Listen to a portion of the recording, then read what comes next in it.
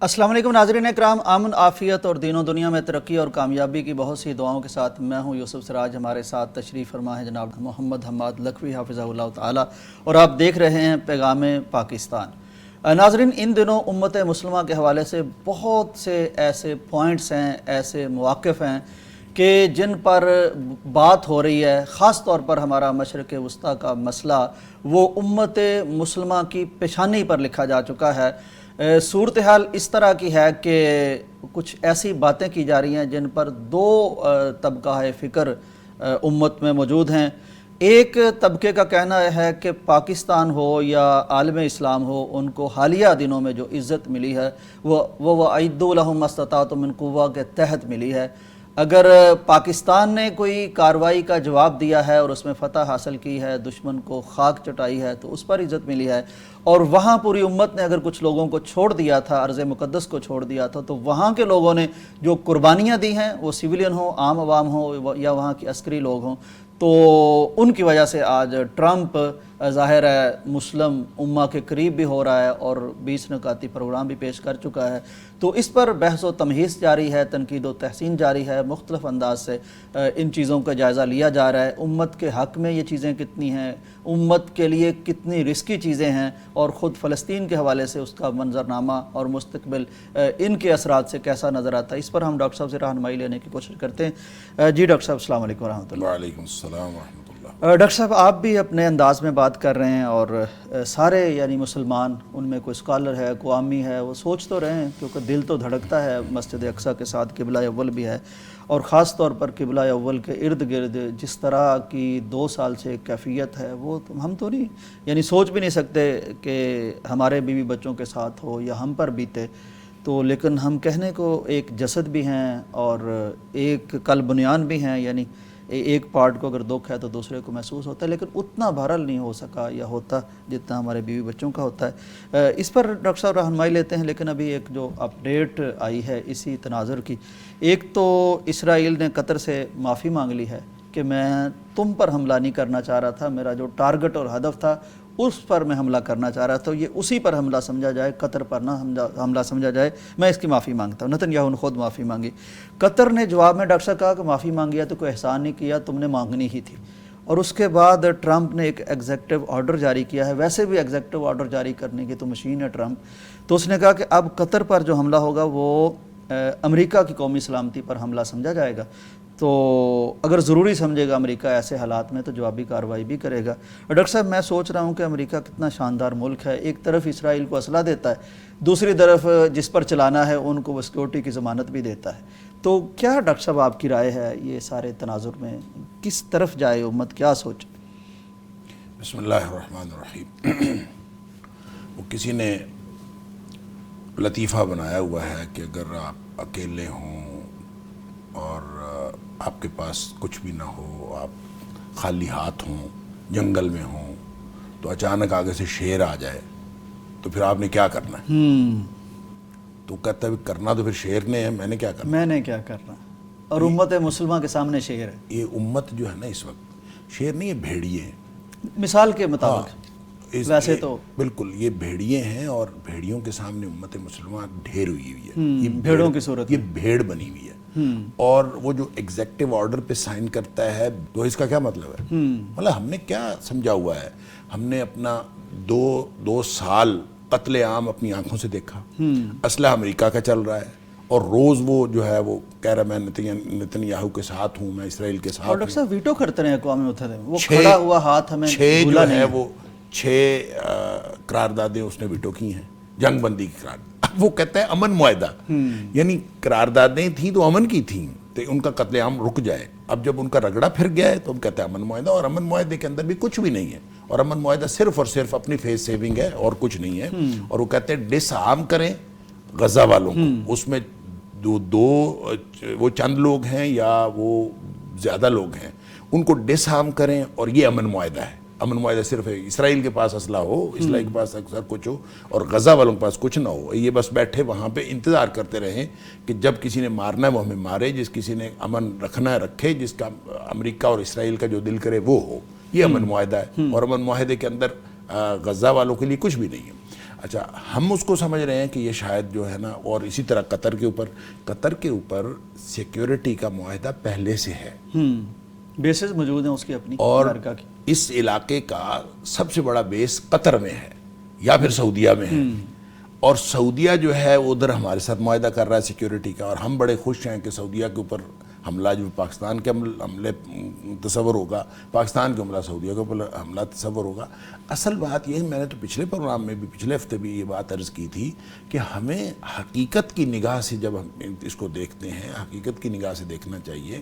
تو شادیانے تو بڑے بجا رہے ہیں، اس کی وجہ ہماری جو فطری محبت ہے سعودی عرب کے ساتھ، اور کچھ فطرتاً ہم خوش فہم بھی بہت ہوتے ہیں. پھر وہاں پہ حجاز مقدس ہے ہمارے، وہاں پہ ہمارا ایمان جڑا ہوا ہے، ہماری عقیدتیں جڑی ہوئی ہیں، تو ان کے ساتھ جو بھی مسئلہ ہوتا ہے خوشی تو ہمیں ہوتی ہے. لیکن آپ اس کو سیکیورٹی پوائنٹ آف ویو سے جب دیکھتے ہیں تو اس میں کچھ بھی نہیں ہے. ہم ایک ایسے دلدل میں پھنستے چلے جا رہے ہیں اور دھستے چلے جا رہے ہیں کہ جس کے بعد شاید واپسی ممکن نہ ہو. اور یہ بہت ہی خوفناک دلدل ہے جس میں امریکہ اور اسرائیل مل کے ہمیں پھنسا رہے ہیں. اب دیکھیں نا، وہ ٹرمپ جو ہے، جو ہمارے فیلڈ مارشل کو اور ہمارے وزیر اعظم صاحب کو وہ بڑی عزت دیتا ہے، سب کچھ کہتا ہے، وہ کہتا ہے بڑے زبردست آپ لوگ ہیں، اور کرتا کیا ہے وہ پورا وہ کہتا ہے میرے امن معاہدے کی انہوں نے حمایت کی ہے، شروع سے میرے ساتھ ہیں، اور شروع سے میرے ساتھ ہے. گویا اگر اللہ عالم ہم نہیں کہتے، ہمارے وزیر اعظم کا جو سٹانس ہے یا ہمارے جو فیلڈ مارشل کا سٹانس ہے وہ کیا ہے. ابھی میں شام کو پڑھ رہا تھا، پتہ نہیں صحیح خبر ہے یا غلط خبر ہے، یہ اس کی سوشل میڈیا کی خبر ہے کہ جو اس کا امن معاہدہ ہے جو یعنی اس کے اندر تبدیل کیا گیا ہے، تو تبدیل شدہ جو امن معاہدہ ہے اس کی پاکستان نے خلاف ورزی کی، مخالفت کی ہے.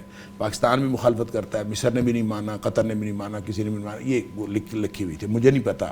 اب وہ جو چاہے وہ تبدیل شدہ ہے، اب ادھر سے اسرائیل کا بیان. ڈاکٹر صاحب اس پر جو بات رات اسحاق ڈار صاحب نے کیا، ڈپٹی پرائم منسٹر ہیں، اس حوالے سے جو بریفنگ تھی ان کا کہنا تھا کہ زیادہ تر اس کی ڈرافٹنگ میں جو تبدیلیاں کروائی ہیں وہ پاکستان نے کروائی ہیں، اور پاکستان کے کہنے پر یہ چیزیں شامل کی گئی ہیں کہ فوج پیچھے جائے گی، ان کو راستہ دیا جائے گا اور یہاں لوگ آ جا سکیں گے. یہ والی باتیں وہ کہہ رہے ہیں کہ ہم نے اس میں کروائی ہیں، اور 8 ملک اس کی ڈرافٹنگ میں شامل تھے مشاورت. اچھا آپ یہ بتائیں، اگر ایسا ہو، دیکھیں یہ امن اور ساتھ ہی ڈاکٹر صاحب انہوں نے یہ بھی یہ کہا، امن معاہدہ پتہ کیسا ہے؟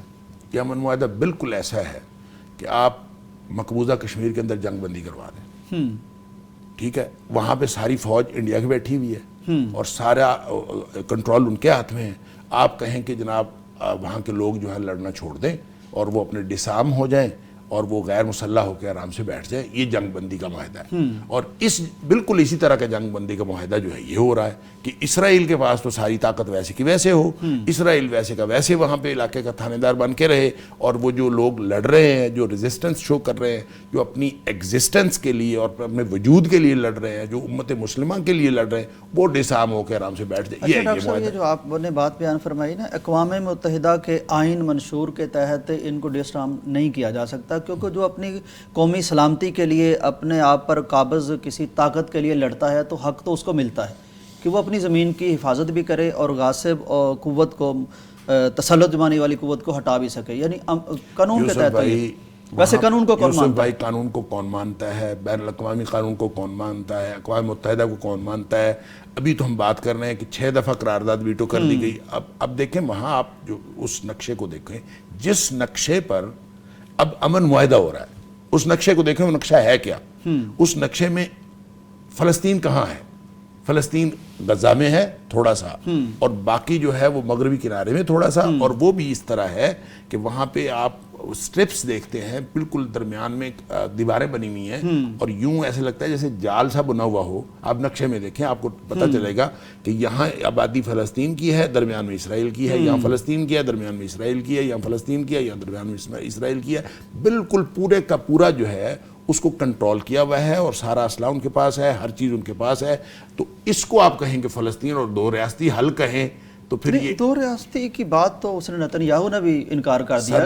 میں یہی عرض کر رہا ہوں کہ ہم اگر اس میں فلسطین کے امن کی ضمانت قرار دیں اس کو، تو یہ خام خیالی کے علاوہ اور کیا ہے؟ یعنی وہاں اس نقشے میں دیکھیں تو ہے کیا؟ بچا کیا ہے ان کے پاس؟ سارا تو اسرائیل ہے۔ ڈاکٹر صاحب یہ جو آپ نے ابھی نقشے کے تحت بات کی ہے نا، یہ جو پچھلا منصوبہ تھا، ٹرمپ کا داماد اس میں بڑا ایکٹیو رول پلے کرتا رہا اور سارے عرب ممالک سے بھی اس کی بات ہوئی، وہ کسی نتیجے پہ پہنچ گئے تھے جب یہ حملہ ہوا اس سے پہلے۔ تو اس میں ابراہیم اکارڈ کے تحت یہ جو آپ نے سٹرپس کی بات کی ہے، انہوں نے طے کیا تھا کہ یہ ان کو انڈر گراؤنڈ سے ملا دیا جائے گا، اوپر اسرائیل ہی رہے گا، تاکہ اسرائیل کے ساتھ ان کا کوئی رابطہ ہی نہ ہو اور کوئی خطرہ ہی نہ ہو، نیچے سے آئے جائیں گے۔ سبحان اللہ، یعنی آپ دیکھیں ان کو قبر میں اتارنا ہے اور اوپر سے اسرائیل کا جو تسلط ہے وہ ختم نہیں کرنا۔ یہ کیسا منصوبہ ہے؟ چاہے یہ پرانا منصوبہ ہو چاہے نیا منصوبہ ہو، ہے تو صرف اور صرف اسرائیل کی بدماشی کو تسلیم کرنے کا منصوبہ۔ یعنی آپ اس امن منصوبے کو اس کے علاوہ اور کچھ نہیں کہہ سکتے کہ علاقے میں اسرائیل کی بدماشی کا ایک منصوبہ ہے۔ وہ قطر مانے، وہ پاکستان مانے، وہ سب مانے، ساری دنیا مان لے، ہے تو وہ یہی۔ اور اسرائیل کو تسلیم کرنے کے لیے ہم جو ہے مرے جا رہے ہیں کہ اسرائیل کو تسلیم کریں۔ ہمارے قائد اعظم تسلیم کی بات وہ کہہ رہے ہیں ابھی نہیں ہے، اس میں بالکل شامل نہیں ہے۔ یوسف بھائی یہ پیش رفت کس طرف جا رہی ہے ہمیں نظر نہیں آ رہا۔ وہ جب قریظہ کے لوگ جو ہیں ان کو کہا تھا کہ لوگوں کو جو ہے مردوں کو سب کو بھیجا جائے اور مرد قتل کر دیے جائیں، اور جب وہ آتے تھے اور کوئی واپس نہیں جاتا تھا، ان کا تھا آتے ہیں واپس نہیں جاتے، تو سمجھ نہیں آ رہی ہو کیا رہا۔ تو یہاں بھی جو کچھ ہو رہا ہے، جس طرف پیش رفت ہو رہی ہے، ہر جو بینائی والا ہے اس کو نظر آ رہا ہے، سب کچھ سمجھ آ رہا ہے، لیکن ہم اصل میں ایک بغیرتی کی چادر اوڑھی ہوئی ہے ہم نے، پوری امت مسلمہ نے، اور جن کو ہم نے 2 سال کٹوا لیا اور 2 سال اپنے سامنے ان کا قتل عام دیکھ لیا، ان کے اوپر بمبارمنٹ ہو گئی، ان کو بھوکوں مار لیا، ہر طرح سے ہم نے ان کو مرتے ہوئے دیکھ لیا، اب ہم جو ہے ان کے لیے امن کے لیے مرے جا رہے ہیں۔ یہ کیسے ہم لوگ ہیں؟ پچھلے 2 سال ہمیں امن یاد نہیں آیا، پہلے کوئی امن منصوبہ نہیں آیا، جب ان کا رگڑا پھیر دیا گیا ہے تو اب امن منصوبہ بھی ایسا جس کے لیے ان کو کوئی ضمانت نہیں دی گئی، صرف اور صرف یہ ضمانت دی گئی ہے کہ وہ تھانے دار بیٹھا رہے، یہ ڈسارم ہو جائیں، اور بس اس طرح یہ معاملہ چلتا رہے۔ یہ آپ امن منصوبہ آپ نے پڑھا ہوگا، پڑھ لیں آپ، اس کے اندر اس کے علاوہ اور کیا ہے؟ ایسے ہے۔ اچھا ڈاکٹر صاحب اب ایک اور بات ہے جی، یعنی ایک یہ تناظر سارا تھا امت مسلمہ کا، اس کے لیے آپ نے الفاظ بھی استعمال فرمائے۔ اللہ تعالیٰ ہمیں معاف فرمائے اگر ہم غلط الفاظ استعمال کرتے ہیں، یہی بالکل ٹھیک ہے، یہی نظر آتی ہے ڈاکٹر صاحب، یعنی سفارتی الفاظ آپ کر سکتے ہیں یا تھوڑے سخت کر سکتے ہیں اپنے جذبات کے لیے، ایک ڈاکٹر صاحب یہ سارا سینیریو۔ لیکن میں اسی سے ایک بات کرنا چاہ رہا ہوں کہ 2 سال کسی نے خبر نہیں لی ان کی، 2 سال تک بارود برسا، 2 سال تک ان کی ہر وہ چیز تباہ ہو گئی جو انسانوں کی ضرورت کی چیز۔ بالکل سارا بچے ڈاکٹر صاحب، بچے BBC کی سٹوری ہے، بچوں نے کہا ہے، انہوں نے پوچھا فروٹس کا نام اور ذائقہ، وہ کہتے ہیں ہمیں کوئی پتہ نہیں۔ بچوں کو فروٹ کا نام نہیں آتا، ذائقہ نہیں آتا، وہ چاول بھول گئے ہیں، وہ کھانا بھول گئے ہیں، ان کو میڈیسن کچھ بھی نہیں بچا۔ اچھا ڈاکٹر صاحب اتنا عرصہ گزرا، کسی نے ان کی خبر نہیں لی۔ میں کہتا ہوں ڈاکٹر صاحب ڈاکٹر کیا بھیجنے، کھانا نہیں بھیج سکے، یعنی فوجیں کیا بھیجنی، کھانا نہیں بھیج سکے، ان تک نہیں پہنچا۔ اچھا ڈاکٹر صاحب اب ان کو ہم نے کہنا ہے کہ جناب آپ ڈٹے رہیں، اور ہم نے تو نہ فوج لے کے آنا ہے نہ خوراک لے کے آنا، لیکن قبلہ اول کی حفاظت اور جہاد اور استقامت اور سارا کچھ وہ آپ کے ذمہ ہے، باقی ساری امت یہ آپ کو محاذ پہ کھڑا کر کے۔ ڈاکٹر صاحب مجھے یہ بتائیے، آپ فرمائیے کہ ایسی صورت میں اگر کوئی ایسا رستہ نکلتا ہے کہ امن کے نام پر صحیح کو پاکستان کی فوج یا کوئی اردن کی فوج یا سعودی عرب کی فوج وہاں چلی جاتی ہے، کچھ وہ فوج پیچھے ہٹ جاتی ہے، 600 ٹرک جانے لگ جاتے ہیں، سارا ذمہ ڈاکٹر صاحب انہوں نے تو نہیں امت کا اٹھایا نا، جو بچے ہیں وہاں کے، یہ بھی تو حفاظتیں کریں، تو یہ اس تناظر میں کیسا ہے کہ وہاں تک کوئی چیز تو پہنچے، وہ تو مر کھپ گئے نہیں۔ اگر وہاں پہ امت مسلمہ کی کوئی فوج جا کے بیٹھ جائے تو، اور اسرائیل کو جو ہے وہ جو بھی بیک پہ وہ جیسے کہا جا رہا ہے، نہیں جس طرح بھی وہ اگر کوئی کاروائی کرے تو اس کے لیے مزاحمت کرنے والا کوئی وہاں موجود ہو، کوئی غیرت مند فوج موجود ہو، پھر تو کوئی حرج نہیں ہے۔ نہیں اس میں کہا تو یہی گیا نہیں، یہ جو کہا گیا ہے نا وہ فوج جائے گی جس کو اقوام متحدہ کہے گا۔ اقوام متحدہ کس کو کہے گا؟ وہ جو 6 دفعہ ویٹو کر چکا ہے وہ کہے گا۔ ڈاکٹر صاحب ان کا کیا کرنا، اب جو بیٹھے ہوئے ہیں، امت تو پہنچ نہیں رہی، وہ مطلب وہ کیا کریں گے؟ اب ڈاکٹر صاحب حماس کی بھی جو ہے نا، یعنی اس کی قیادت کی 2 لیئرز بیچارے کے۔ میرا خیال یہ ہے کہ ہم یہ نہ سمجھیں کہ یہ جو کچھ ہو رہا ہے نا، ہم یہ نہ سمجھیں ہم کچھ کر رہے ہیں، اس خوش فہمی سے نکلیں۔ کیا ڈاکٹر صاحب؟ ہم یا امت مسلمہ کچھ کر رہی ہے اس خوش فہمی سے نکلیں۔ نہیں ہے تو نہیں کر رہے، ہم نہیں کر رہے، وہی کر رہے ہیں، اسرائیل کر رہا ہے یا امریکہ کر رہا ہے، اور بوجھ سارا ان اور غزہ کے لوگوں پر ہے۔ اور ٹونی بلیئر اندازہ کریں جو جس نے جھوٹ بولا، جھوٹ بول کے عراق کی تباہی پھیری اور مسلمان، اب اس کو جو ہے نا اس ڈھونڈ کے لے آئے دوبارہ سے سبحان اللہ، یعنی کیسے کیسے لوگوں کو، اور ان سے ہمیں توقع رکھی ہوئی ہے کہ یہ شاید ہو جائے۔ دیکھیں بات یہ ہے کہ امن منصوبہ ہے یا جنگ منصوبہ ہے، تباہی منصوبہ ہے یا ان کا انفراسٹرکچر دوبارہ تعمیر کرنے کا منصوبہ ہے، سارے کا سارا منصوبہ امریکہ اور اسرائیل کا ہے، اس میں امت مسلمہ کا کچھ نہیں ہے۔ امت مسلمہ اپنے اون پہ اگر کوئی منصوبہ بنائے تو پھر یہ کچھ کر سکتی ہے۔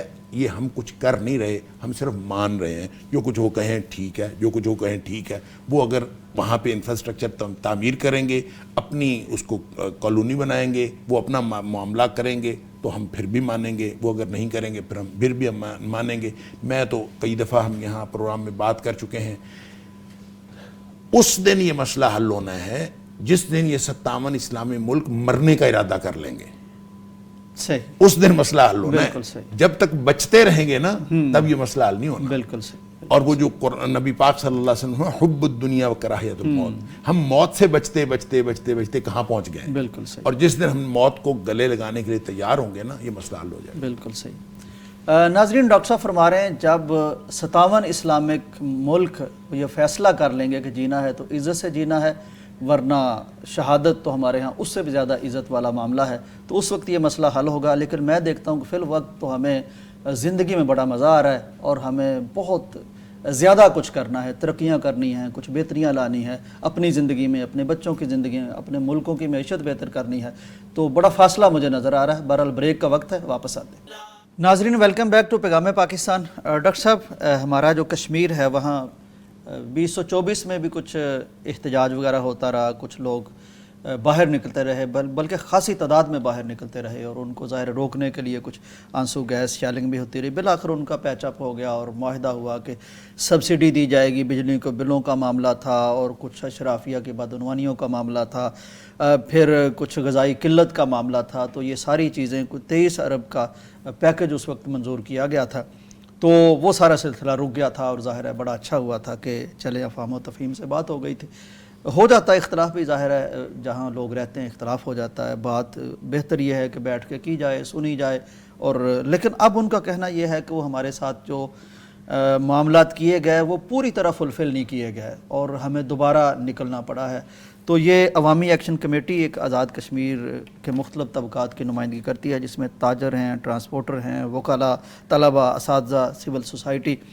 تو پھر سے ڈاکٹر صاحب یہ نکل آئے ہیں اور کہتے ہیں کہ وہ نامکمل رہا ہے ہمارے ساتھ جو کیا گیا ہے معاہدہ، کچھ مزید مطالبات بھی ان کے آگے ہیں۔ میں ISPR کا بیان بھی پڑھ رہا تھا کہ وہ کہہ رہے تھے کہ ٹھیک ہے، آپ اپنے مطالبات ضرور رکھیں، آپ احتجاج بھی کر سکتے ہیں، لیکن آپ ملکی املاک کو نہ نقصان پہنچائے اور ایسے معاملات کی طرف نہ جائیں جو ظاہر ہے نقصان دہ ہو، تو وہ جو آئینی حدود ہیں ان کے اندر رہیں۔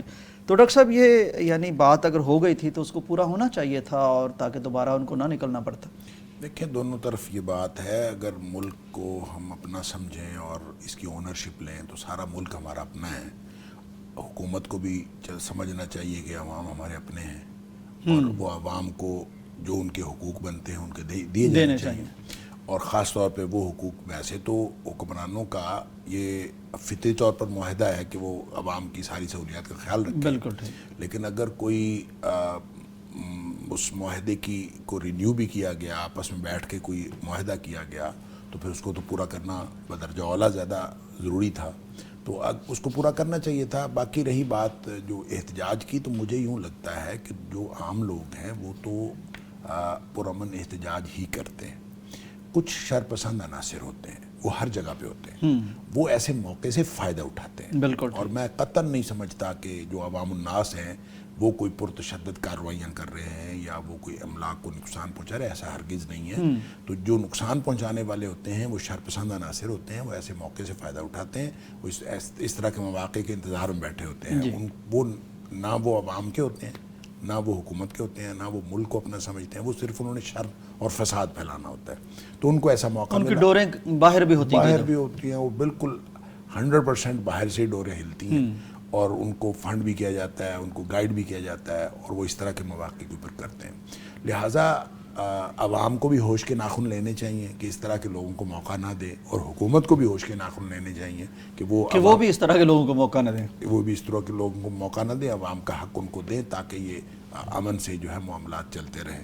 دیکھیں جو ہمارے ملک کی جو مجموعی صورتحال ہے اس میں بھی کافی حد تک تشویش ہے، لیکن خاص طور پہ جو ہمارا آزاد کشمیر کا حصہ ہے وہاں تو ہمارے معاملات اور زیادہ سینسٹیو، وہاں انریسٹ بہت اور پیغام دے گی، وہاں بہت زیادہ حساسیت ہے، لہٰذا اس کو جلد از جلد جو ہے وہ یہ سارا انریسٹ ختم کرنا چاہیے تاکہ جو ہے معاملات جو حکومت کے ہاتھ میں ہوں، گورنمنٹ کی ریٹ بھی قائم ہو اور عوام کو حقوق بھی ملے۔ بالکل صحیح۔ ڈاکٹر صاحب یہ جو پچھلے دنوں انڈیا اور پاکستان کا ایشیا ٹرافی کے معاملے پر بات چیت ہوتی رہی اور اس میں کچھ ایسی چیزیں بھی آئیں، بلکہ کافی ایسی چیزیں آ گئیں جس میں یعنی کوئی اسپورٹس مین شپ نظر نہیں آئی۔ اس وقت ہمارے ساتھ صحافی موجود ہیں، اسپورٹ جرنلسٹ، ان سے ہم تھوڑا سا جان لیتے ہیں، چونکہ پاکستان اور انڈیا کا جب معاملہ ہوتا ہے تو کھیل سے بات آگے بڑھ جاتی ہے، ایموشنز ہوتے ہیں، اسٹریٹجی ہوتی ہے۔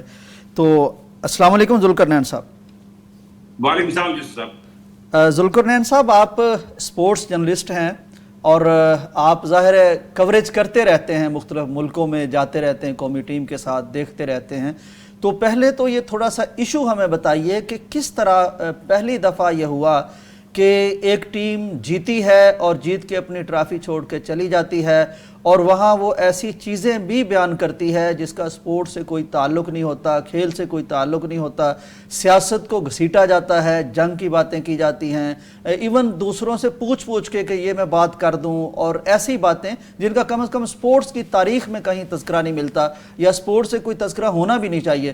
وہ آپ کیا فیل کرتے رہے، کیا دیکھتے رہے؟ دیکھیں اس پورے معاملے کو آپ دو اینگل سے دیکھیں گے۔ ایک تو ہم موجودہ جو ہمارا انڈیا کے ساتھ مئی کے بعد کے جو تعلقات ہیں اس کا امپیکٹ اس پر آپ ڈسکس کر سکتے ہیں، اور دوسرا آپ بھولیے نہیں کہ یہ معاملات شروع ہوئے تھے چیمپئنز ٹرافی تھے۔ چیمپئنز ٹرافی پاکستان اس کا ہوسٹ تھا اور اس وقت انڈیا نے پاکستان آنے سے انکار کیا تھا۔ بالکل صحیح۔ کچھ چیزیں طے ہوئی تھی اور ان طے ہونے کے بعد کچھ چیزیں نظر آئی تھی، مطلب اس چیمپئنز ٹرافی کو ہم یہاں پر آپ نے بہت یہ گفتگو سنی کہ جی کئی لوگ یہ بھی کہتے ہیں کہ یار یہ محسن نقوی سے کیا محسن نقوی کو یہ ٹرافی دینا چاہیے تھی۔ تو تھوڑا سا میں آپ کو اس کا بیک گراؤنڈ بتاؤں۔ چیمپئنز ٹرافی کے وقت ہوسٹ ہم تھے، ہم میزبان تھے، ٹورنامنٹ ڈائریکٹر ہمارا تھا، اور اس وقت آئی سی سی کے کیونکہ جے شاہ جو کہ بی سی سی آئی کے تھے اور انڈین تھے وہ آئی سی سی کو ہیڈ کر رہے ہیں اس وقت بھی، تو انہوں نے آپ کو یاد ہوگا کہ فائنل جب انڈیا دبئی میں کھیلا تھا تو اس وقت جے شاہ نے وہ ٹرافی دی تھی۔ اس وقت پاکستان کرکٹ بورڈ نے تحفظات بھی کہے تھے کہ جی ہمارا کوئی ریپرزینٹر وہاں پر نہیں تھا، اور آئی سی سی نے یہ کہا تھا کیونکہ یہ ٹورنامنٹ آئی سی سی کا ہے اور آئی سی سی کے ہیڈ ہی یہ ٹرافی دیں گے۔ اب اسی ایگزامپل پر چلتے ہوئے ایشیا کپ کے اندر ہوسٹ انڈیا ضرور تھا، اور انڈیا کیونکہ پاکستان کے ساتھ ایک معاہدہ کر چکا تھا کہ اب جب کبھی بھی کوئی ٹورنامنٹ پاکستان کے اندر ہوگا تو انڈین ٹیم کو ایک نیوٹرل وینیو دیا جائے گا، اور اگر کوئی ٹورنامنٹ انڈیا کے اندر ہوگا تو پاکستانی ٹیم کو نیوٹرل وینیو دیا جائے گا۔ سو اس ہوسٹ کی سینس میں کیونکہ مین جو ایشیا کپ کا مقابلہ ہے وہ پاکستان انڈیا کا تھا، اب جب یہ ٹورنامنٹ یو اے شفٹ ہوا تو اس کے بعد as president Asian cricket council Mohsin Naqvi یہ ٹرافی دینے کے لیے آئے۔ اب مسئلہ یہ ہے کہ کرکٹ کی تاریخ میں آپ 80s میں چلے جائیں، آپ پیچھے چلے جائیں، بہت زیادہ تعلقات خراب رہے پاکستان انڈیا کے، پر ایسا نہیں ہوا کہ ان تعلقات کا کرکٹ پر برا اثر آیا ہو۔ ان تعلقات میں بہتری کی وجہ کرکٹ ضرور بنی ہے، کرکٹ ڈپلومیسی ضرور بنی ہے، چاہے آپ جاولک کا دور دیکھ لیں کہ کلکتہ ٹیسٹ کے اندر جاولک یہاں سے گئے اور ایک برف پگھلی، لیکن آپ بدقسمتی میچ دیکھنے گئے اور تارے دکھا کے آ گئے۔ پاکستان اور انڈیا کے تعلقات یہی ہے نا ایگزیکٹلی، وہ تارے دکھائے، مطلب ایک پوائنٹ بنتا تھا کرکٹ جس کے سے ایک ممکنہ راستہ ملتا تھا پاکستان اور انڈیا کو اپنے تعلقات میں بہتری لانے کا۔ اب وہ پوائنٹ بھی انہوں نے ختم کر دیا، اور جو سب سے بدنصیبی ہے انڈیا کے اندر معاملات کی وہ ہے ان کا وہ میڈیا جو خود ایک لائن ڈرا کرتا ہے اور پھر مجبور کر دیتا ہے انہیں۔ مطلب آپ کو یاد ہوگا کہ اسی ایشیا کپ کی جب پہلی تعارفی تقریب ہوئی اس میں انڈین کپتان سوریا کمار یادو نے ہاتھ ملایا محسن نقوی سے۔ اب انڈین میڈیا اور سوشل میڈیا نے اس کو ایسی ہائپ کی کہ پورا جو انڈین حکومت تھی یا بی سی سی آئی تھا وہ انہی کے ساتھ ہی ڈھلتا گیا، اور Indian media especially social media کو اینٹی پاکستان جو ہے اس کو بیچے بغیر ان کا گزارا نہیں ہے۔ سو وہ اینٹی پاکستان بیچ رہے ہیں، اور آپ یہ دیکھیں نا کسی نے ایک لائن بہت اچھی کی کہ اگر آپ ہاری ہوئی بازی جیتے تو بازیگر، اور اگر آپ جیتی ہوئی بازی ٹرافی کے بغیر رہے تو انڈین ٹیم. آپ یہ دیکھیں نا، آپ جیتے ہیں ٹھیک ہے، ایک میچ ہوا ہے، آپ اگر کھیلوں کی تاریخ دیکھیں تو ایسا ٹائم بھی آیا ہے سیکنڈ ورلڈ وار میں جب ہٹلر سے ان کی مخالف ترین ممالک کے پلیئرز نے ٹرافیاں میڈلز لی ہیں. مطلب سپورٹس کے اندر یہ ہمیشہ خوشی محسوس کی جاتی ہے کہ اگر آپ کسی مخالف سے لیں. ذوالقرنین صاحب یہ بتائیے گا، آپ نے اچھا کیا، بہت شاندار طریقے سے ہسٹری بیان کر دی. یہ بتائیے گا کہ یہ جو ایک پروفیشنلزم ہوتا ہے دنیا میں بہت پسند کیا جاتا ہے، اسی سے ترقی ہوتی ہے، اسی سے ادارے مضبوط ہوتے ہیں، اسی سے یعنی وہ جو بھی شعبہ ہو وہ ترقی کرتا ہے. تو جب یہ ایک تو بہت ان پروفیشنل ان کا یعنی بیہیویئر رہا، بہت ان ایتھیکل معاملہ رہا کہ آپ ایک الگ جگہ کو کس قدر آلودہ کرتے ہیں، پلیوٹڈ کرتے ہیں. تو اس کو دیکھ کر دنیا کیا سوچ رہی ہے؟ کیا وہ ان کا یہ جو ان پروفیشنل بیہیویئر ہے اس میں کرکٹر دنیا کے یا دنیا کے کرکٹ دیکھنے والے یا اس پر تبصرہ اور تجزیہ کرنے والے وہ کیا تبصرہ کر رہے ہیں؟ دیکھیں، دو ممالک جو ہیں یعنی انگلینڈ اور آسٹریلیا، یہ ہمیشہ گیم کی روح کو بچانے کے لیے ضرور اقدامات کرتے ہیں، اور میرا خیال ہے وہ سب سے زیادہ پریشان ہے کیونکہ وہ انڈین مونوپلی کو لے کر پہلے بھی کئی دفعہ انڈیا نے جب بگ 3 بنایا تھا اور ان دو کو ملایا تھا ساتھ، تو دونوں نے ہی اس وقت پاکستان کرکٹ بورڈ کو یقین دہانی کرائی تھی کہ وہ انڈیا کی اس کمرشل مونوپلی کے لیے سب سے بڑی ضمانت ہوں گے، وہ اس لیے بگ 3 میں جا رہے ہیں. اور یہ بگ 3 بھی ختم ہوا تو انہی دونوں کی ہی وجہ سے ہوا کیونکہ وہ چاہ رہے تھے کرکٹ کو نقصان نہ پہنچے. اب آپ کو میں تھوڑی سی سائڈ لائن دیتا ہوں کہ انڈین مونوپلی کو ختم کرنے کے لیے ہی یو ایس کرکٹ کو جو ہے وہ شامل کیا گیا تھا. ایک بڑی اکانومی آئے تو وہاں سے ایک نئی اکنامیکل وائبز آئیں گی کیونکہ یہ جو موجودہ سینیریو ہے اس کے اندر تو ان بورڈ ممبرز میں انڈیا کی جو کرکٹ کا کمرشل حصہ ہے اس کی بنیاد پر تو وہ ایسے ہی بلیک میل کرے گا. لیکن آپ دیکھیں کہ یہ جب ہم ایشیا کپ کی خبروں میں بھول گئے کہ آئی سی سی جس کو جیک انڈین اس وقت ہیڈ کر رہے ہیں، کرکٹ بورڈ کی ممبرشپ کو معطل کر دیا ہوا ہے کیونکہ وہ یہ نہیں چاہ رہے کہ یو ایس کرکٹ بورڈ زیادہ مؤثر انداز میں آ گیا ہے. سو مسئلہ یہ ہے کہ اس وقت کرکٹ کے اندر اگر 100 روپے جنریٹ ہو رہے ہیں تو 100 روپے کے اندر سے 65 سے لے کر 70 روپے انڈیا کی کمرشل انڈسٹری جنریٹ کر رہی ہے. اب انڈین کرکٹ اس کو مونوپلائز کر کے کرکٹ کی گیم کو نقصان پہنچا رہی ہے. اب آپ یہ دیکھیں نا، اب یہ معاملہ یہاں نہیں رکے گا. ابھی وومن کرکٹ ٹیم پاکستان کی اس وقت وومن ورلڈ کپ کھیل رہی ہے جو کہ اگین ہوسٹڈ بائی انڈیا، لیکن پاکستان ٹیم اپنے تمام میچز کولمبو میں کھیلے گی. اب وہاں پر بھی سننے میں آ رہا ہے کہ پاکستان اور انڈیا کا میچ ہونے جا رہا ہے، اس میں بھی ہینڈ شیک نہیں ہوگا. اب یہ ایک نئی روایت بنتی جا رہی ہے. اب ظاہری بات ہے اس میں پاکستان کبھی یہ تو نہیں کرے گا کہ اس لڑائی میں پیچھے ہٹے. پہل پاکستان نے نہیں کی، لیکن جو کرکٹ کے چاہنے والے ہیں، جو کرکٹ کی گیم کی روح کو بچانا چاہتے ہیں، وہ بہت پریشان ہیں. بالکل ٹھیک ذوالقرنین صاحب، بہت شکریہ آپ کا، بہت شکریہ. آپ ہمیں اپڈیٹ کر رہے تھے. یہ کرکٹ کے بالکل خلاف ہوا ہے، کھیل کی روح کے خلاف ہوا ہے. کھیل سے جو سفارتکاری کا کام لیا جاتا ہے دنیا میں یا لیا جانا چاہیے تھا، اس کا دروازہ بھی یہ بند کر رہے ہیں. بہت شکریہ آپ کا. ڈاکٹر صاحب، آپ نے گفتگو سنی، یہ کس طرح کے رویے ہم دنیا کو دے رہے ہیں. کھیل کو بھی کھیل نہیں رہنے دے رہے اور اس میں بھی سیاست گھسا رہے ہیں. میں ڈاکٹر صاحب بات سن رہا تھا، کوئی انڈین سوشل میڈیا پر شخص میرے سامنے آ گئے تو وہ کہہ رہے تھے کہ یہ انہوں نے سلام نہیں لیا ان سے، تو پھر ان کو تو یہ چاہیے تھا کہ جو گیند ان کے بیٹ سے لگ کے آ رہی تھی اس کا کیچ بھی نہ لیتے کیونکہ ان کا بلہ چھو چکا تھا. تو یہ کیسی باتیں وہ کہہ رہے تھے کر رہے، کیا ان کی لاجک ہے؟ پھر کیچ بھی چھوڑ دیتے. تو کتنا افسوسناک ہے ڈاکٹر صاحب یہ. یعنی دیکھیں، بات یہ ہے کہ جو ذوالقرنین صاحب کہہ رہے تھے، کھیل ہمیشہ جو جنگ کی ٹینشنز ہیں ان کو کم کرنے کا ذریعہ بنتا ہے. اب ہم جو جنگ کی ٹینشنز ہیں وہ کرکٹ میں لے آئے ہیں، کھیل میں لے آئے ہیں. تو جب کھیل میں وہ ٹینشنز آ جائیں گی تو کھیل نہ رہا. بالکل ٹھیک.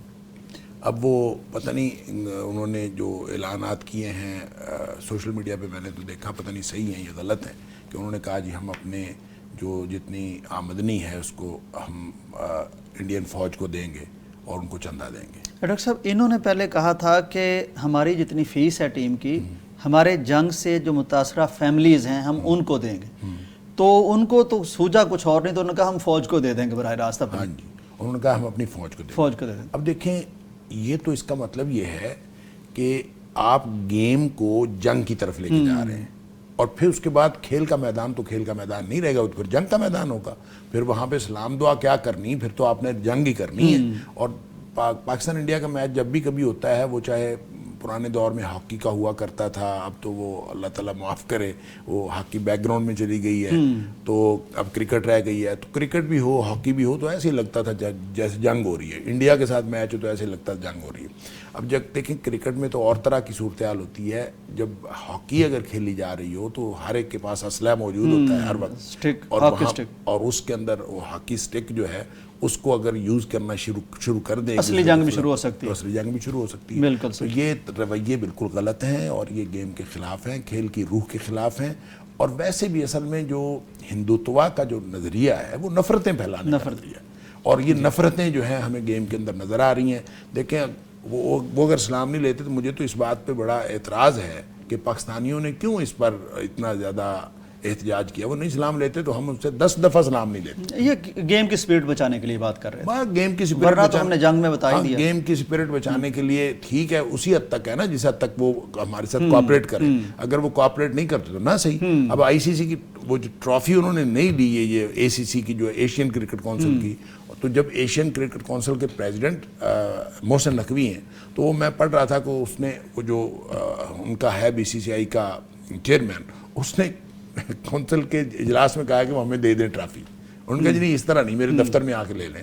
میرے خیال میں دفتر میں بھی نہیں دینی چاہیے، کیوں؟ جب انہوں نے جو موقع تھا انہوں نے نہیں لی تو بس بات ختم، اس کو ختم کریں، تاکہ آئندہ ان کو اس بات کی عبرت رہے کہ ہم اگر کوئی ایسا سپرٹ کے خلاف کام کریں گے تو اس کا نتیجہ بھی بھگتنا پڑے گا۔ بالکل ٹھیک۔ ناظرین، کھیل کو کھیل رہنا چاہیے۔ کھیل میں جب جنگ کی چیزیں آتی ہیں تو پھر بندہ کئی دفعہ بھول جاتا ہے، اور بھمرا وہ اشارے کر دیتا ہے جو پاکستانی کرتے ہیں کہ رافیل اس طرح گرتا ہے، اور وہ ان کا اپنا میڈیا بھی ان کو پکڑ لیتا ہے۔ میرے خیال کھیل کو کھیل رہنے دیں، اشاروں وغیرہ پہ آئیں گے تو پھر کئی اور لوگوں کے جہاز گریں گے۔ بریک کا وقت ہے، واپس آتے ہیں۔ ناظرین، ویلکم بیک ٹو پیغام پاکستان۔ قرآن مجید کا حکم ہے مسلمانوں کے لیے، اور تاریخ شاہد ہے کہ اس کے بغیر، اس پر عمل کیے بغیر کوئی قوم جی نہیں سکتی۔ وَأَعِدُّوا لَهُم مَّا اسْتَطَعْتُم مِّن قُوَّةٍ، اگر قوت ہو تو آپ اپنے مقابل کو جواب دے سکتے ہیں، فیلڈ مارشل بن سکتے ہیں۔ قوت نہ ہو تو پھر آپ کی سرزمینوں کے فیصلے کوئی اور کرتا ہے اور آپ صرف اس کی تعریف کرتے ہیں۔ تو ISPR کے مطابق پاکستان نے فتح 4 کروز میزائل کا کامیاب تجربہ کر لیا ہے۔ یہ میزائل 750 کلومیٹر رینج کا حامل ہے۔ اللہ کرے یہ رینج اتنی بڑھ جائے کہ جہاں ضرورت ہے وہاں تک چلا جائے۔ ڈاکٹر صاحب کیا فرماتے ہیں آپ؟ دیکھیں، بات یہ ہے کہ یہ مختلف اوقات میں مختلف میزائلوں کے تجربے ہوتے رہتے ہیں، اور میرے خیال میں جتنی بھی قوت اللہ تعالیٰ عطا فرما دے اس پر اللہ کا شکر ادا کرنا چاہیے۔ اور پھر جب ہم یہ دیکھتے ہیں کہ پاکستان کا میزائل پروگرام ہر طرح کے حالات جس طرح کے مرضی ہوں یہ چل رہا ہوتا ہے، اور یہ اس میں دن بدن جو ہے وہ ترقی ہو رہی ہوتی ہے، تو یہ بڑی خوشی کی بات ہے۔ الحمدللہ پاکستان کا جو دفاع ناقابل تسخیر ہوا ہے اللہ کے فضل سے، اور اس میں ہم سے 7 گنا بڑا ملک بھی ڈرتا ہے، تو وہ ہمارے اس طرح کی جو ہماری تیاریاں ہیں اسی سے ہیں۔ اور یہ انشاءاللہ یہ صرف جو علاقائی یا جو وقتی ضرورت نہیں ہے، بلکہ یہ قرآن کا حکم ہے، اس کو تیاری رکھیں، کیونکہ اسلام جو ہے اس میں جنگ پالیسی نہیں ہے، لیکن جنگ کی تیاری پالیسی ہے۔ بالکل ٹھیک۔ اور جنگ کی تیاری رکھنا چاہیے تاکہ وقت ضرورت کام آ سکے۔ ترہبون بہ عدو اللہ وعدوکم، اور جو اللہ کے اور تمہارے دشمن ہیں وہ ڈر کے بیٹھے رہیں۔ امن قائم کرنے کے لیے یہ ضروری ہے، لہذا اللہ تعالیٰ نے یہ جو خوشخبری دی ہے اس پر ہمیں اللہ کا شکر کرنا چاہیے، اور مزید جو کامیابیاں اور ترقی ہیں اس کے لیے دعا کرتے رہنا چاہیے۔ بالکل صحیح، بالکل صحیح۔ ڈاکٹر صاحب، ایک بڑی خوفناک واردات ہوئی ہے کراچی اورنگی ٹاؤن میں، ڈکیتی بھی ہوئی ہے، اور ڈکیتی پر جب مزاحمت ہوئی ہے تو اولاد کے سامنے باپ کو قتل کر دیا گیا۔ افسوس کی بات ڈاکٹر صاحب یہ ہے کہ یہ ایک عالم دین بھی تھے، قاری صاحب تھے، یعنی نیک آدمی تھے، اور اسی طرح کے ان کے مشاغل تھے کہ مخلوق خدا کی خدمت، ان کی روحانی، ان کی دینی خدمت۔ تو اورنگی ٹاؤن میں ڈاکٹر صاحب یہ مقتول سجاد شوکت اپنے گھر کی دہلیز پر کھڑے تھے، ساتھ ان کی چھوٹی سی بچی بھی تھی، تو وہ آئے تو بچی کے سامنے اس کے باپ کو ظاہر ہے مارا گیا، تو اس بچی پر کیا گزرے گی۔ تو یہ میاں چنو میں مدرس تھے اور مدرسہ دارالسلام میں استاد تھے. شادی ان کی کراچی میں ہوئی تھی, وہاں سسرال گئے تھے کہ اس طرح کے وہاں چونکہ امن و امان کی صورتحال بھی ہم دیکھتے رہتے ہیں, تو یہ بیچاروں کے ساتھ بہت ظلم ہوا. سی سی ٹی وی فوٹیج بھی اس کی سامنے آ گئی اور وہ بہت خوفناک ہے اس کو دیکھ کے, یعنی انسان لرزتا ہے کہ یہ کس طرح کی یہ بروٹیلٹی ان کے ساتھ برتی گئی ہے. تو اس پر بھی ڈاکٹر صاحب نہیں آپ صاحب اس میں واللہ عالم, اللہ تعالیٰ معاف فرمائے. پاکستان کی جو مجموعی صورتحال ہے سیکیورٹی کی, وہ دن بہ دن خراب ہوتی جا رہی ہے, اور خاص طور پہ جو بڑے شہر ہیں اور پھر بالخصوص کراچی کے اندر پچھلے کئی عرصے سے جو ہے نا اس طرح کے واقعات ہوتے رہے, اور پھر قاتل پکڑے بھی نہیں جاتے. اور پہلے تو یہ ہوتا تھا کہ جو مختلف معروف شخصیات ہیں ان کی ٹارگٹ کلنگ کی جاتی تھی, اور پھر اس میں یہ مسلسل ایک بہت عرصہ سلسلہ رہا. تو اب کہ عام لوگوں کو اس طرح سے قتل کرنا بغیر کسی وجہ سے, اگر ہم اس کو ڈکیتی کہتے ہیں تو ڈکیتی میں تو مال ہتھیایا جاتا ہے, تو ایسا تو کچھ نہیں ہے. اور ان کو صرف قتل ہی کرنے کے لیے گویا وہ آئے تھے اور قتل کر کے, ٹارگٹ کلنگ تھی. تو ٹارگٹ کلنگ تھی. اس کا مطلب یہ ہے اس کے پیچھے کوئی اور مقاصد ہوں گے, اور وہ ایک شخص, یہ اور زیادہ خوفناک بات, اور کسی ایک شخص کو قتل کرنے کے لیے آئے ہیں. اور پھر دینی لوگوں کو اور دین سے اور دینی جو کاز ہے اس کے ساتھ وابستہ لوگوں کو ہمیشہ ٹارگٹ کر کے قتل کیا جاتا رہا ہے, اور یہ بہت خوفناک بات ہے. اور اس پر گورنمنٹ کو زیادہ سخت ایکشن لینے کی ضرورت ہے. دیکھیں ایک عمومی ڈکیتی ہوتی ہے, کوئی آدمی مال لینے کے لیے جو شرپسند لوگ ہیں وہ پھر رہے ہوتے ہیں, تو کوئی بھی آیا اس کو اس سے مال ہتھیایا اور قتل ہو گیا, یہ اور بات ہے. ایک شخص کو ٹارگٹ کر کے قتل کیا گیا, اور یہ بھی کچھ نہیں معلوم اس سے, ظاہر مال تو نہیں لیا, ایسی تو کوئی فوٹیج کے اندر ایسا کچھ نہیں ہے کہ ان سے کچھ مانگا ہو یا کچھ, نہ مانگا اس سے, نہ کوئی مطالبہ کیا, نہ کچھ, اور صرف قتل کر دیا. تو اس پر جو ہے گورنمنٹ کو بہت سخت ایکشن لینا چاہیے. یہ وہاں کے سیکیورٹی اداروں کی ناکامی ہے, اور ان کو, اور وہاں کی پولیس کو, اور وہاں پہ جو بھی ادارے کام کر رہے ہیں ان کو اس پر بہت زیادہ یعنی مستعدی سے ان قاتلوں کو پکڑنا چاہیے, اور پھر تاکہ یہ پورا جو نیٹ ورک ہے اس کی جو اصل وجہ ہے وہ سامنے آئے, اور اس طرح کا واقعہ دوبارہ نہ ہو. اچھا, اس طرح کے واقعات مختلف شہروں میں پہلے بھی ہوئے ہیں اور صرف قتل کیا گیا ہے.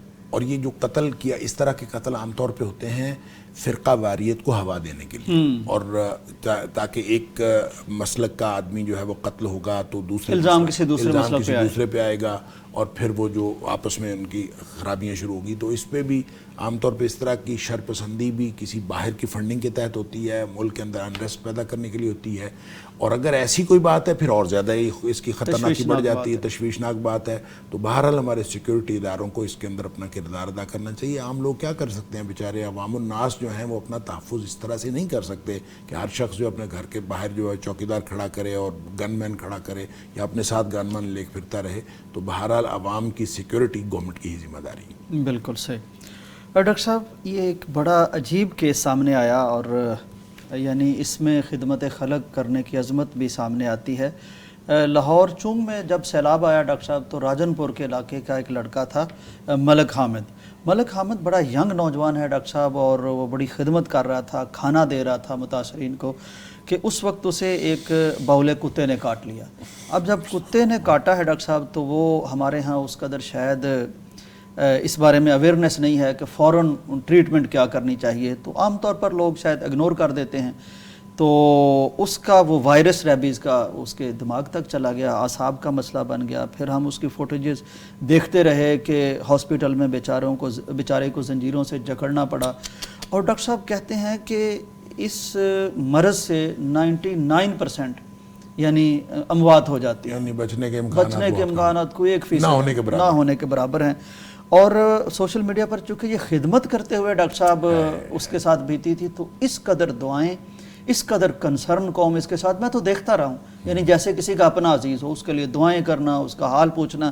اور کچھ لوگوں نے جو زیادہ جانتے تھے صحت کے معاملات کو کہا کہ یہ نہیں بچے گا, یہ اب نہیں بچے گا, اور بہت افسردہ اور بہت دکھ کا اظہار کرتے ہیں. لیکن ڈاکٹر صاحب کوئی خدمت کی وجہ سے, یا وہ قرآن مجید کے ساتھ بھی ان کا بڑا تعلق تھا, اور ایک بڑے نیک والد کے بیٹے تھے, تو آہستہ آہستہ جب لوگ مایوس ہونا شروع ہوئے, تو اچھی خبر اب آئی ہے کہ لیٹسٹ جو ان کی رپورٹ آئی ہے اس میں وہ وائرس نہیں ہے.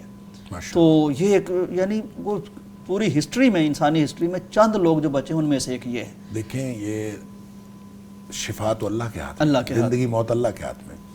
وہ ڈاکٹر بیچارے اپنے حساب سے دیکھتے ہیں، اپنے ایکسپیرینس کے حساب سے دیکھتے ہیں، اپنا جو بھی ان کو میڈیکل سائنس نے بتایا اس کے حساب سے دیکھتے ہیں، اپنے تجربات کے حساب سے دیکھتے ہیں. دیکھیں یہ لیکن دعا سے جو کچھ ہو جاتا ہے، بالکل، یعنی دعا کتنا کارگر ہتھیار ہے.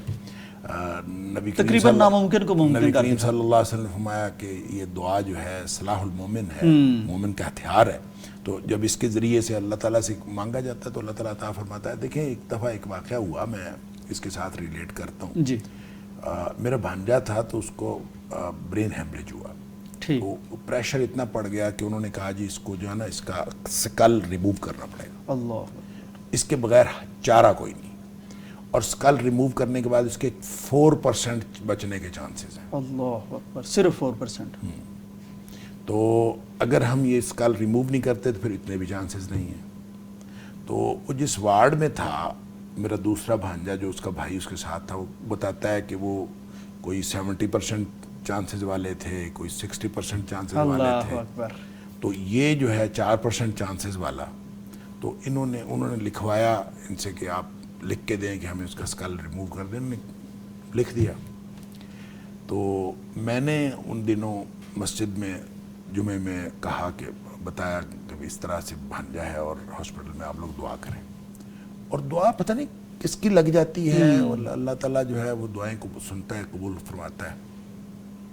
تو بہرحال جی وہ 4% والا بچ گیا. اور اسی وارڈ میں 2-3 لوگ اور جو ہیں ان کی اموات ہوئیں. کسی کے 60% چانسز تھے بچنے کے، کسی کے 70% تھے، اور وہ فوت ہو گیا، 4% والا بچ گیا، اور الحمدللہ اب تک وہ ہے، موجود ہے. تو یہ اللہ تعالیٰ کے کام ہیں. اور یہ تو ایک بہت زندہ معجزہ ہم نے دیکھا نا. یہ تو پوری دنیا اگر یعنی پورے پاکستانی اس کے ساتھ انوالو تھے. اللہ تعالیٰ حامد صاحب کو صحت سلامتی اور برکت والی زندگی دے، اور سب کو اللہ تعالیٰ سارے مسلمانوں کو صحت سلامتی اور برکت والی زندگی دے. ڈاکٹر صاحب ایک ویڈیو بڑی وائرل ہوئی بالکل شروع میں نا، ریبیز کا شاید بہت زیادہ اثر ابھی نہیں تھا، تو بیڈ پر لیٹے تھے، ہاسپٹل کا بیڈ تھا، تو وہاں کسی نے ویڈیو بنائی اور کوئی بات کی. اچھا وہ جو جملہ سنائی دیتا ہے وہ کہتے ہیں کہ آپ کے پاس جو 10,000 روپے تھے وہ، تو کہتے ہیں کہ وہ میں نے واپس کر دیے ہیں. تو انہوں نے کہا نہیں وہ آپ خرچ کر لیتے. اس کیفیت میں کہہ رہے تھے کہ وہ مجھ پر حرام تھے، وہ سیلاب متاثرین کے پیسے تھے، وہ مجھ پر حرام تھے، وہ میں خرچ نہیں کر سکتا تھا. تمہیں پتہ ہے میں کس کا بیٹا ہوں؟ میرے باپ نے اتنا عرصہ خدمت کی ہے، وہ حرام تھے مجھ پر. ڈاکٹر صاحب یہ ویڈیو اسی وقت اس کے سامنے آئی، یعنی نیک والدین کی اولاد اور اس قدر احساس، اور لوگ دیکھتے رہے کہ یار یہ کس کیفیت میں اور کیسی باتیں کر، یعنی کوئی لاشعور ہی بول رہا تھا اس وقت. لیکن بہت زیادہ بے احتیاطی ہو جاتی ہے لوگوں سے جو یہ ریلیف کا کام کر رہے ہوتے ہیں، یا مختلف جو جماعتیں ہیں ان میں لوگوں کا یہ حساب رکھنا کہ یہ پیسے ہمارے ہیں اور یہ پیسے ہمارے نہیں ہیں، یہ حساب رکھنا، اس میں اکثر لوگوں سے بے احتیاطی ہو جاتی ہے. تو یہ جس نے اتنی احتیاط کی ہے اور بیماری میں بھی اس کو پورا شعور ہے کہ میں نے جو ہے نا اس کو نہیں کرنا، تو اللہ تعالیٰ ان کو اور زیادہ ہمت دے اور زیادہ خدمت کی توفیق دے. بہت اچھا ہے، اور اللہ تعالیٰ صحت سلامتی اور برکت والی زندگی. ڈاکٹر صاحب ایک طرف لوگ یہ جو قوم کا مال ہے، پبلک پراپرٹی ہے، اور یہ امین ہوتے ہیں، امانت دار ہوتے ہیں آگے پہنچانے میں، اس قدر یعنی احتیاط کرنے والے بھی موجود ہیں کہ رشک آتا ہے.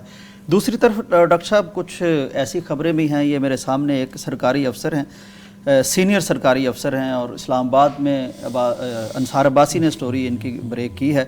بیٹی کی شادی پر 24 کروڑ 80 لاکھ روپے خرچ کیے ڈاکٹر صاحب، جو 6 شاہانہ تقریبات پر یہ سیریز تھی پوری ایک شادی کی چلا رہے. سجاوٹ پر 4 کروڑ، کھانے پر 3 کروڑ، ملبوسات پر 3.5 کروڑ، زیورات پر 8 کروڑ، اور بجٹ کہتے ہیں کوئی فلمی بجٹ لگ رہا ہے کہ ڈرون ویڈیوز، آتش بازی، غیر ملکی کنسلٹنٹس، وہ ہاتھ سے لکھے ہوئے دعوت نامے، اور اخراجات جو ہیں یہ ٹیکس گوشتگاروں میں نہیں انہوں نے کروائے گئے. ڈاکٹر صاحب یہ بھی تو کوئی حساب ہونا چاہیے، کہاں سے پیسہ اتنا آ رہا ہے؟ حساب کرے گا کون؟ گورنمنٹ کرے جی. جنہوں نے حساب کرنا ہے یہ گورنمنٹ کا ہی آدمی ہے، یہ سرکاری افسر ہے، لہٰذا جنہوں نے حساب کرنا ہے وہی تو یہ بے حسابی کر رہے ہیں. اللہ تو مطلب آپ کس سے جا کے کہیں گے کہ منصفی چاہیں گے؟ تو حالات جو ہے نا وہ اصل میں اللہ تعالیٰ بہتری کرے. اب پاکستان میں یا امیر لوگ ہوتے ہیں یا انتہائی غریب لوگ ہوتے ہیں، متوسط طبقہ تو ختم ہو گیا. تو امیر لوگ اتنے امیر ہوتے ہیں اور کہاں سے پیسہ آیا کوئی پوچھنے والا نہیں ہے. اور یہ جتنی فضول خرچی ہو رہی ہے، اصل میں موت یاد ہو آدمی کو تو پھر کوئی اس طرح نہ کرے. ایک تو فضول خرچی وہ ہے جس کو شریعت نے اسراف کہا ہے. اسراف دیکھیں، پیسہ ایک تو پیسہ حرام کا آیا، دوسرا خرچ ایسی جگہوں پہ کیا، اور یہ دونوں چیزیں ایسی ہیں جس کا قیامت والے دن جواب دینا پڑے گا. نبی کریم صلی اللہ علیہ وسلم نے فرمایا ابن آدم کے قدم نہیں ہٹ سکتے حشر کے میدان میں جب تک یہ 5 سوالوں کا جواب نہ دے. ان 5 سوالوں میں 2 سوال یہ ہیں کہ مال کمایا کہاں سے تھا اور خرچ کہاں کیا. بہت مشکل. یہ دونوں سوال، یعنی چاہے وہ 1 روپیہ ہے، کمایا کہاں سے تھا، خرچ کہاں کیا. تو انہوں نے، ایک سرکاری افسر نے اتنے کروڑ روپے کمائے کہاں سے اور پھر خرچ کہاں کیا، دونوں کو جواب دینے پڑیں گے. اور کمایا بھی حرام سے، اور جو خرچ کیا اس میں ایک اسراف ہے کہ جائز چیزوں پر زائدہ ضرورت خرچ کرنا، اور ایک تبذیر ہے کہ جہاں ناجائز باتیں ہیں، ناجائز چیزوں کے اوپر آپ خرچ کرتے ہیں، وہ تو 1 روپیہ بھی خرچ کرے تو حرام ہے. تو گویا کمایا بھی حرام کا اور جو خرچ کیا یعنی وہ ڈاکٹر بھی حرام کا. صاحب وہ ذکر نہیں کیا، اب ذرائع آمدن کیا ہے وہ معلوم نہیں ہے، مستور ہے. دیکھیں ہو سکتا ہے وہ اپنے ذمہ دار ہوں، بالکل، ہاں جی، کوئی اور وہ معلوم نہیں، لیکن جو خرچ کیا وہ ہو سکتا ہے سورس آف انکم ان کا کوئی اور، اللہ عالم. یہ ہم خود سے بدگمانی نہیں کر سکتے، لیکن اگر ان کا کوئی اور سورس آف انکم نہیں ہے تو پھر تو واضح ہے نا کہ حرام ہے. بالکل. یعنی ایک سرکاری آدمی، سرکاری ملازم جو ہے، وہ سرکاری افسر، وہ اپنی تنخواہ سے تو اتنے پیسے نہیں بچا سکتا جیسے مرضی ہو جائے. بالکل. ویسے اور کمائے بھی ہوں تو اس طرح نہیں لگتے. ویسے بھی یوسف صاحب، آپ اگر پاکستان کے سرکاری آفیسرز کا اگر حساب کریں اور سروے کریں تو آپ کو پتہ چلے گا بہت سارے سرکاری آفیسرز ایسے ہیں جن کے بچے ایسی یونیورسٹیوں میں پڑھتے ہیں جن کی فیسیں وہ نہیں دے سکتے اور وہ دے رہے ہیں. اللہ اکبر. تو پھر یہ پتہ کرنا چاہیے نا، حساب کرنا چاہیے اور لگ بھی رہا ہے. ڈاکٹر صاحب وقت ختم ہو گیا ہمارا. اچھا چلیں، بہت شکریہ ڈاکٹر صاحب آپ کا. ناظرین، آج کی دنیا میں بھی ترقی یافتہ ملکوں میں یہ حساب دنیا میں بھی لیا جاتا ہے کہ پیسہ آیا کہاں اور گیا کہاں. ہم چونکہ مسلمان ہیں اور پاکستان میں ہیں، ہمارا حساب اللہ کے ہاں ہوگا کہ کہاں سے آیا کہاں گیا، اور وہ بہت مشکل حساب ہے. اجازت دیجیے، اللہ حافظ. پاکستان کا مطلب کیا؟ لا الہ الا اللہ. پاکستان کا مطلب کیا؟ لا الہ الا اللہ.